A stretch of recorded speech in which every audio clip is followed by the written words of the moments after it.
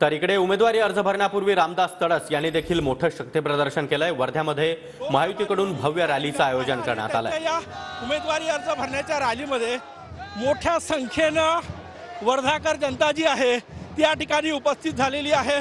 महिलांचा मोठ्या प्रमाणात सहभाग जो आहे तो या ठिकाणी पाहायला मिळतोय।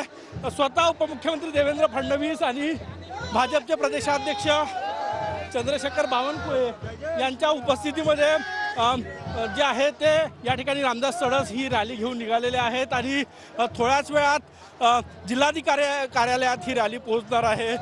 वर्धा लोकसभा मतदारसंघात शरद पवार गटाचे अमर काळे विरुद्ध भाजपचे खासदार रामदास तडस अशी ही लढत जी आहे ती या ठिकाणी पाहायला मिळते आणि लोकांचा मोठा उत्साह आहे।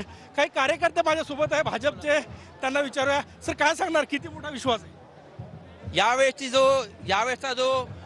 यावेळेसचा जो तडस साहेबांचा विजय आहे तो एक मागच्या वेळेपेक्षा पण मोठा विजय यावेळेस वर्धेतून तडस साहेबांचा होणार आहे।